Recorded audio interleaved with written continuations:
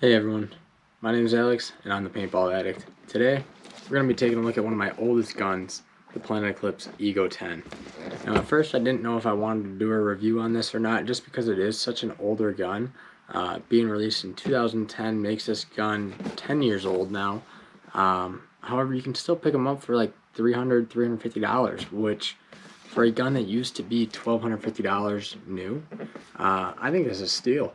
And these guns still shoot really nice. Really, when you look at it, there was only one new Ego produced after the Ego10, and that was the Ego11, where they changed up some stuff on the solenoid. It did have some reliability issues because of that. And then they dropped the LV platform, which is kind of a redesign of the Ego. To me, the lever valve is completely different than the valves that the Egos use. So it's not really an Ego in my eyes, it's the LV. So really this is only 2 model years out of production, the Ego 11 and the LV. For 300 bucks, this is a great gun for people that are trying to get into maybe the speedball scene. Maybe they're trying to get into paintball a little bit more seriously and want to upgrade. Instead of buying like a mini used or a used axe for $300 or a new mini GS whatever, I really think these are a solid option for picking up a used gun instead of buying new. So let's take a look at what you get with the gun. Get a nice hard case, and you can see it is foam padded on the inside. Now obviously because these guns are second, third, fourth hand, they're not new. Good luck finding one brand new. You might not get everything that comes with new, but you see you have a spot here for some Allen keys, some Eclipse gun oil. This is where your spare parts would be, O-rings and whatnot. You get a 2-piece barrel. The back is .693, so a little bit big for my preference. But back in the times, that's kind of what paint was born out at, a little bit bigger back then. Let's set that off to the side. Now the barrel is reverse threaded, which takes some time to get used to. And of course your standard auto cock threading on the back. You can see this barrel used to be red before it was anodized. The previous owner had a custom anodized down on the marker. But I picked this thing up for $350 about a year ago. I used it a handful of times. It was kind of just like a backup marker, something that friends could use whenever they wanted to come out and play, or if I needed a gun, maybe my main gun went down at a tournament or whatever. This was always kind of the old faithful, old trusty. The Eagles are known for their durability. They're also known for their efficiency. So you're going to get a lot of shots per airfill. And these things don't really go down that much. They're pretty simple, and that's what I like about these guns. They're very durable, very rugged. Highly recommend them, especially for $300. You can get them so cheap nowadays.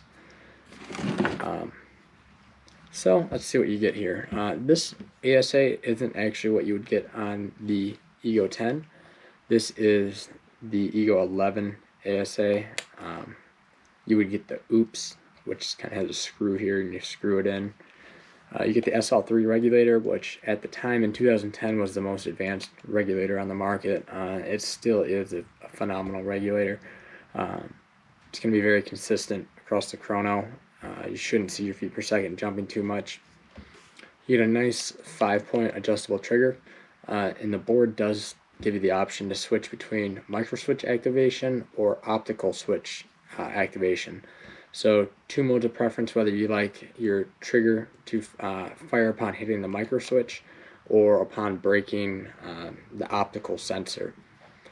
So a lot of customization options to really fine-tune it to the user, which is another thing I really like about it. The Ego 10 featured the redesigned frame with the bigger board. So you do get a giant OLED board here. Turn it on for you just by holding down the middle button. See it beeps a couple times, and we can power on and see the board. Now you can change a bunch of different settings in here, whether you'd like to shoot semi-auto, ramping. You can change a bunch of different variables with how the gun actually shoots, whether it be you changing your dwell, first shot drop off. There's a lot of parameters in there that you can change to really fine tune your marker. You can also change little things like the color on the back of the board, whether mine I have it set to kind of like a blue to kind of match the outside of the gun. You can fully change that. Pretty much any color you want you can have. You have a clamping feed neck. Of course, that would be standard on a marker of this caliper, especially even back in the day. Bolt is super easy to remove. Just pull up on the pin and that pulls out. The rammer is also easy to pull out. Just a Allen key set here. And this kind of dives down into how easy this gun is to maintain. Basically, we'll go over the basic maintenance for it right now. A 3/16 Allen key takes out your ram cap. And this would be kind of what you do after a standard day of play. Obviously, you're going to swab down your barrel, clean all that out, clean the exterior, make sure there's no paint on it, nothing like that. Set that over there. So you get the Zik 2 rammer, which is, I believe they debuted in 2010 as well. It had a cushion basically in the back of the ram cap to help soften the noise up and soften the kick from the bolt. So we would pull that apart. After a standard day of play, you don't really have to maintain the regs.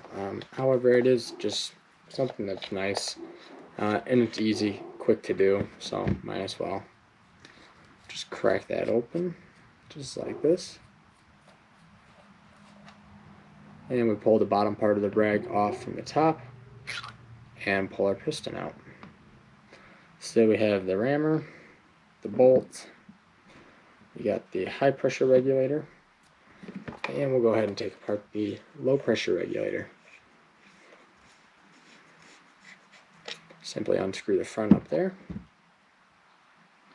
Sometimes you may need some pliers. And you see here we got the piston with the larger spring on the shaft of the piston, and the smaller spring is going to be on the inside of the piston. So 2 springs there, and we got our LPR cap. So next thing we're going to do is find a rag or a towel to wipe down these O-rings. We'll start with the LPR. I'll just pull these 2 springs off here. Just go ahead and clean that piston off. Any dirt, debris, grease, anything like that. Just get her nice and clean. Next thing we're going to do is take our grease of choice. I like the Hater Marmalade. This stuff's really thick. It tends to stay on a long time. It's not going to blast right off as soon as you put a case through it. And you don't need a lot of this stuff. That's another thing I like about it. A little bit goes a long way. It also smells like oranges, which is a nice little touch. So I'll take a little bit of this marmalade and just coat a thin amount on that piston. Just enough to make it shine. You don't need a ton. Going to put our small spring back in, and the bigger spring goes on the shaft. Next thing we're going to do, drop our LPR piston back in place and thread it back onto the body. Now you are going to be fighting spring tension here, so you do have to kind of push and just be careful that you don't cross thread nothing. And we'll clean the body of the LPR off, just get that grease off. Same thing for the high pressure regulator. All you have is just a spring on the piston. Go ahead and wipe that piston down, and we're going to do the same thing here. Just take a little bit of grease, don't need much.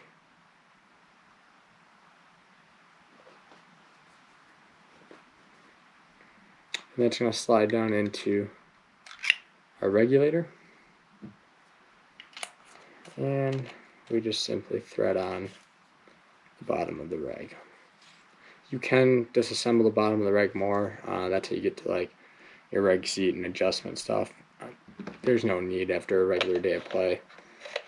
I would say every 30 cases or so you might want to do your reg seat, but other than that, you'll be good.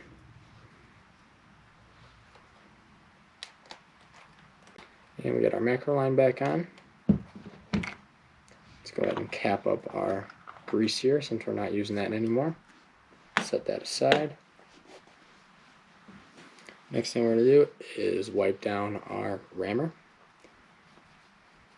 And we'll wipe down the ram cap and the bolt. Set that towel back aside and grab your favorite gun oil. Planet Eclipse gun oil works great. This right here is Exalt Vitamin O. I find this stuff works just as good. What we're going to do is just put a drop or two on each of these O-rings and spread it along the body as well. Alright, drop back in the gun, and we're going to do one little drop in the cap that will help with the O-ring and the bumper inside that ram cap.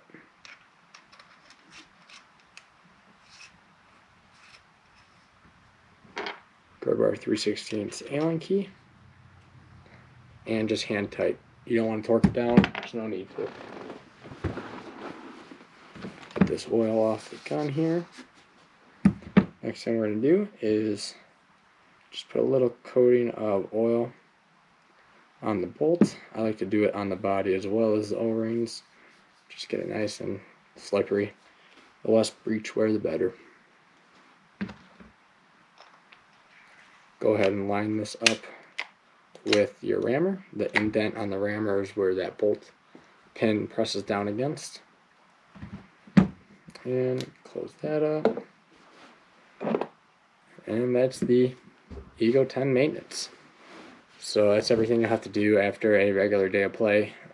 Obviously, it took me maybe 5-6 minutes to do that. Very simple, very easy, and you're ready to go out and shoot. So let's go ahead and throw some paint through this, go bring it outside to the shooting range, see how she performs. It's like 32 degrees out right now, 34, yeah. It's kind of cold out here in Michigan still, so I'll go ahead and show you that these things even work great in cold weather. Definitely can't go wrong with the Ego10. Like I said, you can find these things for around $300-$350.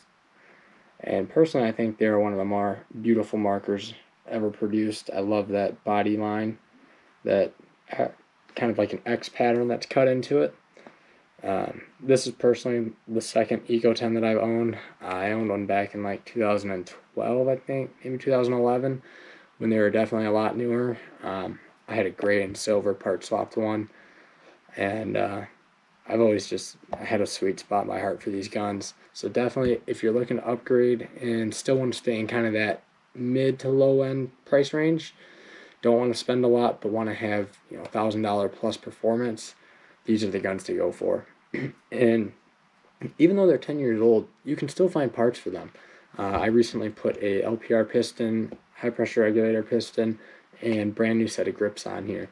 And I was able to find all the parts just fine through Planet Eclipse. ANS Gear had the grips, but you can still find parts for these things, which is awesome. I know there's still solenoids floating around, so you never have to really worry about if you're going to have any problems down the road or servicing it, because Planet Eclipse is stocked up on goodies for them.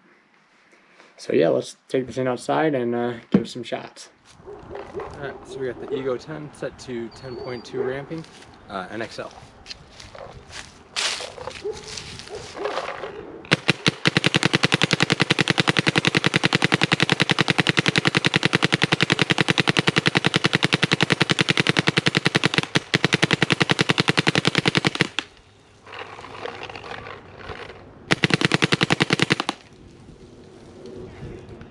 So now we're going to try it on uncapped ramping.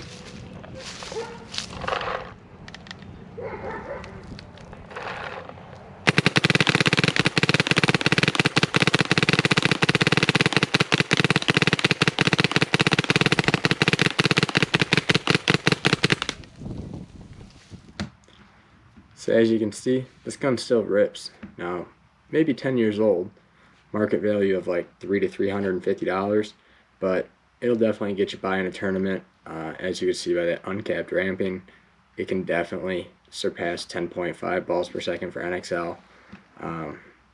It is a little loud, but that's what you get with the Egos.